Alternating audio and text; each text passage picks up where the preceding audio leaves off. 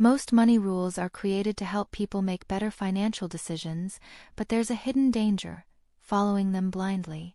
A rule that works perfectly in one situation can become a costly mistake in another. Saving 10% of your income, building a 6-month emergency fund, or following a strict budget might sound like guaranteed paths to financial success, yet these same rules can sometimes slow your progress, increase stress, or even cost you money. The problem isn't the rules themselves, it's treating them as universal laws instead of flexible guidelines. In this video, we'll explore 7 popular money rules and uncover the blind spots behind them so you can make smarter financial decisions. 1. Savings trap. You've probably heard the advice: save at least 10% of every paycheck. On the surface, it sounds like a smart rule. After all, building savings is one of the foundations of financial security. The idea is simple: no matter how much you earn, set aside a portion of your income before spending the rest. But here's the blind spot. What if you're carrying high-interest debt? Imagine you're saving money in an account earning 4% interest while your credit card charges 20% or more. In that situation, every dollar you save is growing slowly, while every dollar of debt is growing much faster. Financially, it's like trying to fill a bucket while water is pouring out of a large hole in the bottom. There's another problem. 10% of a high income and 10% of a low income are very different things. For someone struggling to cover rent, food, and bills, saving 10% may not be realistic. Following the rule blindly can create guilt instead of progress. The real lesson is that saving is important, but context matters. Before focusing on a fixed percentage, make sure you're balancing savings with debt repayment and essential expenses. A good money rule should fit your situation, not the other way around. 2. Housing math. One of the most popular home buying rules is the 28/36 rule. It says you should spend no more than 28% of your gross income on housing and no more than 36% on total debt payments. The goal is simple: prevent people from becoming house poor by taking on a mortgage they can't comfortably afford. At first glance, this sounds like a sensible guideline. If your housing costs stay within a reasonable portion of your income, you'll have room for savings, investments, emergencies, and everyday expenses. For decades, lenders have used similar calculations to judge whether a borrower can handle a loan responsibly. But here's the blind spot. This rule was created in a very different economic environment. In many modern cities, housing prices have grown much faster than incomes. For some people, following the rule strictly could mean delaying homeownership for years or even decades.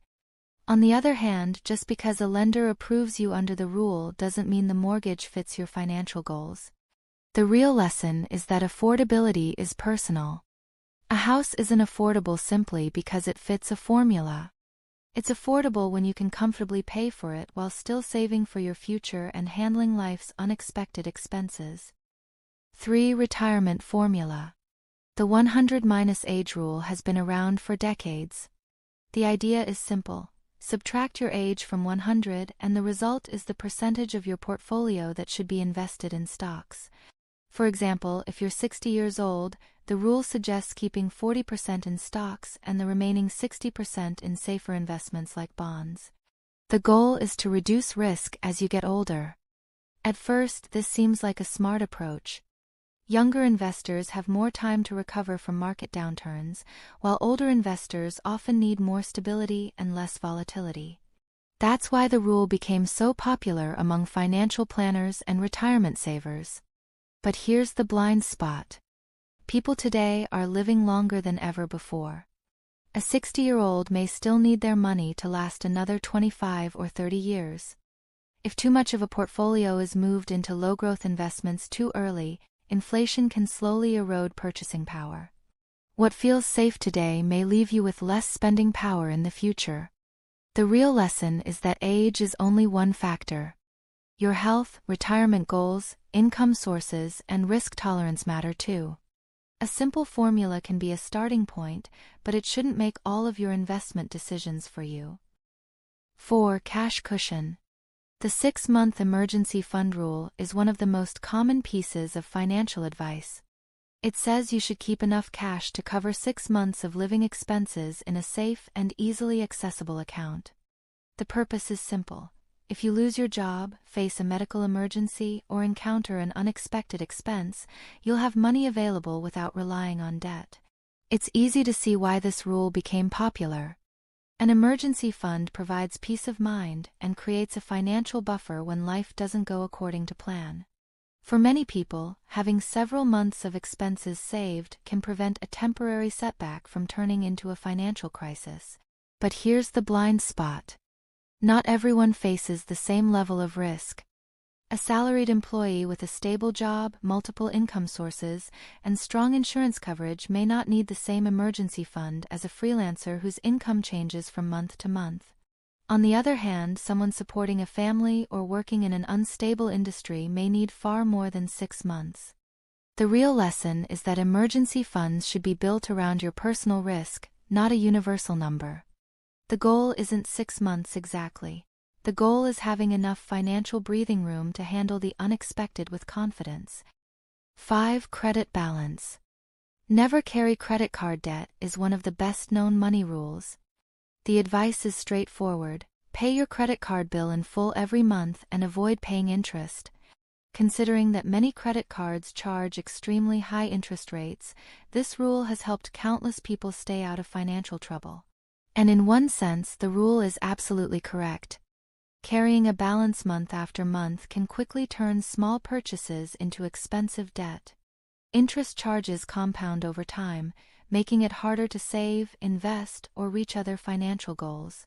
That's why financial experts often warn people to stay away from credit card debt. But here's the blind spot. Many people misunderstand the rule and take it to mean they should avoid credit cards entirely.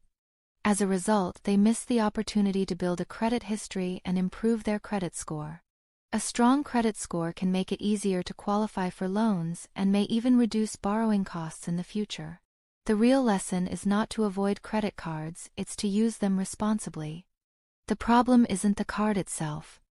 The problem is carrying a balance and paying unnecessary interest. Used wisely, a credit card can be a financial tool instead of a financial burden. 6. Doubling myth. The rule of 72 is one of the most popular shortcuts in personal finance. It says that if you divide 72 by your annual rate of return, you'll get an estimate of how many years it will take for your money to double. For example, an investment earning 8% per year would double in roughly 9 years. It's a simple formula that helps people understand the power of compound growth. The reason this rule is so widely used is because it's quick and easy. You don't need a calculator, spreadsheet, or complicated financial model. With a little mental math, you can estimate how long your investments might take to grow and make better long-term decisions. But here's the blind spot. The rule assumes your return stays constant year after year and ignores taxes, fees, and inflation. In reality, investment returns fluctuate, and the money you keep after taxes may be much lower than the headline return. An investment earning 8% before taxes might effectively grow at only 5% or 6% after various costs, significantly extending the time needed to double your money. The real lesson is that the rule of 72 is a useful estimate, not a guarantee. It's great for understanding compound growth, but real-world results are rarely as simple as the formula suggests. 7. Budget blueprint. The 50 by 30 by 20 rule is one of the most famous budgeting frameworks in personal finance. It suggests dividing your after-tax income into 3 categories: 50% for needs, 30% for wants, and 20% for savings and investments. The appeal of the rule is its simplicity. Instead of tracking every expense, you can use a broad structure to keep your finances balanced. For many people, this rule provides a helpful starting point. It encourages spending on essentials, leaves room for enjoyment, and ensures that a portion of income is set aside for the future. That's why it has become one of the most widely recommended budgeting methods. But here's the blind spot. Real life doesn't always fit neatly into percentages. In many expensive cities, housing costs alone can consume 50% or even 60% of a person's income. Add transportation, utilities, and groceries, and the recommended split becomes nearly impossible to follow. People often blame themselves for failing the budget when the real issue is that their circumstances don't match the formula. The real lesson is that a budget should serve your life, not the other way around. The 50 by 30 by 20 rule is a useful guideline, but successful budgeting comes from adapting your spending plan to your income, goals, and cost of living, not forcing your finances into a fixed template. The biggest lesson from this video is that money rules are meant to guide your decisions, not make them for you. The more you understand the reasoning behind a rule, the better you'll be able to adapt it to your own situation and financial goals. If you found this video helpful, make sure to like the video and subscribe to the channel for more simple and practical lessons about money, investing, and building wealth. Thanks for watching, and I'll see you in the next video.